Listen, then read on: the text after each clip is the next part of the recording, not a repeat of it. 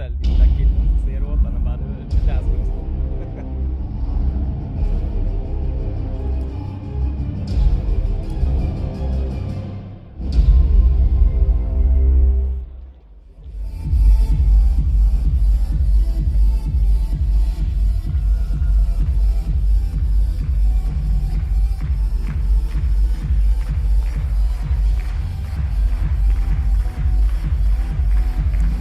Jag känner basen gå i min telefon.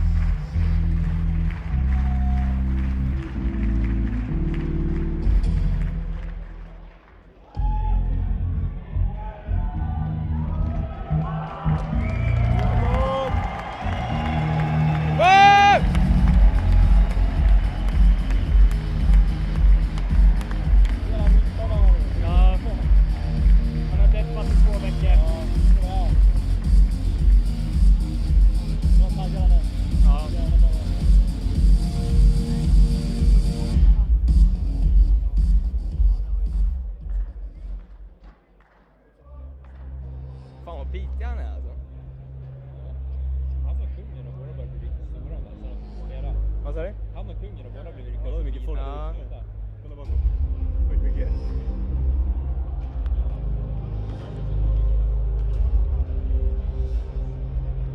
Det här är lite ful cinematiken då. Bara inte borta. Vad sa du? Cinematiken är bara inte borta. Ja. Vill du hur många matcher sen? Dust 2 Inferno Train.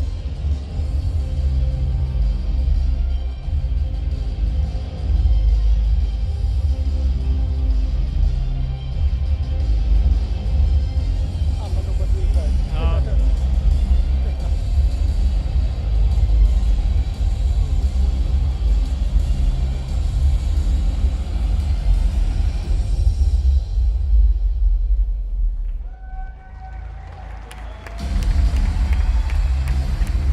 Ska jag spela in hela matchen eller?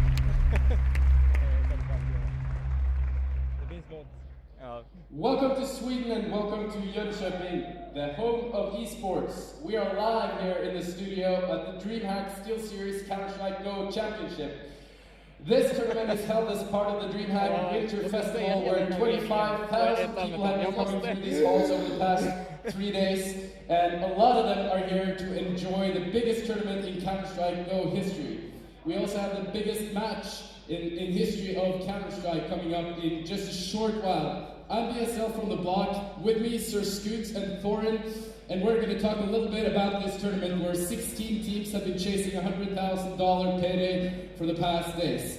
Scoots, how are we looking on that? Well, let's break it down as we always do. We start with $250,000. Before we get to who's already won what and who's about to win some money, how did we get $250,000, BSL, you asked?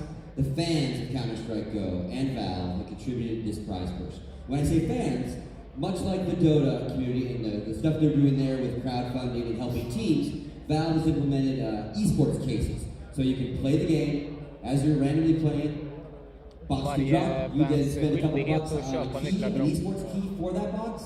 That money goes into a kitty, and Valve throughout the year will distribute that to the big major companies to host tournaments just like this. So very, very much fan-supported in a very financially strong way. Has that ever happened before? Not in this game. Again, it's starting to happen in Dota. We're seeing them double tournament prize purses by fans only. It's crazy stuff. So the fans obviously really care. So we got $250,000. Sitting at the very top right now, obviously we got NiP and FNATIC. And one of them's going to get $100,000 for first place. Second one's going home with terrible $50,000, right? Then from there, we've already got two other teams that have earned $22K, and obviously that's Complexity and Very Games. I keep thinking they might have been here tonight. So Very Games. Then 5 through 8, a couple teams get $10K. LGB, Recursive, Astana Dragons, and Complexity Wolves. And then rounding out 9 through 16, $2,000 for all of those teams as well. So huge prize pool, obviously the biggest in Counter-Strike history, and hopefully just the start of what it can be in Counter-Strike Go. I'm going to tell you a short little story here. This morning when I was going from my hotel and over to the arena here, I saw a 9-year-old kid checking in with his dad. And as they were checking in, the person at the front of the hotel was asking, So what are you doing in town, etc. And the dad said, well, we're here for Dreamhack because this little guy is going there to watch some games and sort of meet his heroes. And as I was coming down from the Dreamhack here, there was a line 250 meters long of people trying to get in there, which is the arena obviously for FNATIC versus NiP. And I'm being told right now that we have Semler standing by up there in the Dreamhack arena. Semler, can you hear us?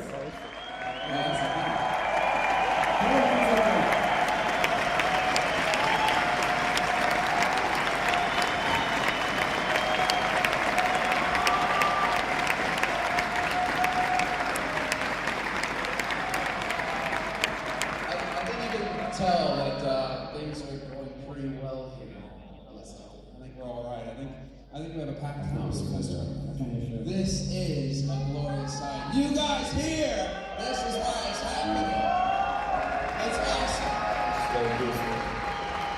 All right, guys. We are here for the biggest tournament in Counter-Strike history, and it's all of you guys contributing, making it happen. So, before we get started. Not just me here.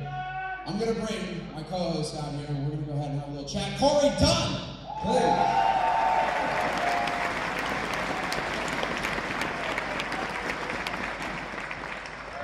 So, you've been commentating this tournament all weekend long. What do you make of it so far? I think out of all the tournaments that we've seen in the past, even Dreamhack winners, Dreamhack summers that we've seen, we've never seen the caliber of play that we've seen in quite some time like we have here at this event. I mean, something that's crazy. I talked to a bunch of different types of team first-person shooters. The fact is, that is the best competition I've ever seen and how it's forever evolving. I mean, we're seeing the same maps that we've seen for the past decade, but we see new strategies, new styles of play coming here at Dreamhack Winter at this event. That we have. And the guys who are making those strategies now, the guys, the new stars rising. I mean, it is the 16 top teams in the world. There's no contesting that. Really, we have been so lucky with how awesome all the CS has been all weekend long. But we have to ask, this match now, sweet on sweet, what do you think? It's a tough matchup. I mean, of course, we already know your opinion of FNATIC, but we also know exactly how you feel about NiP.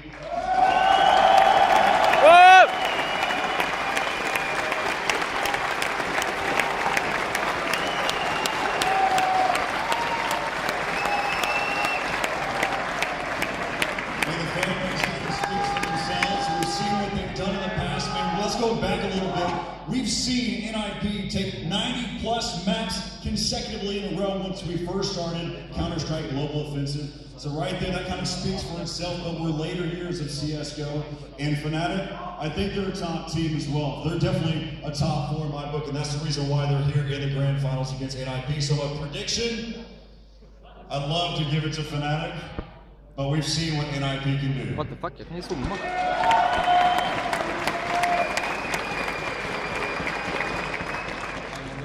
Let's head back to the studio and get this match underway.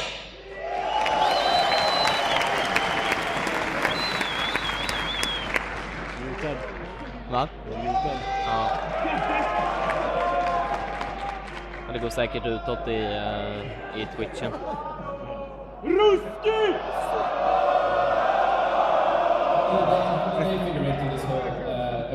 Okay, so Epsilon is the old name before this team joined FNATIC. The thing is, basically,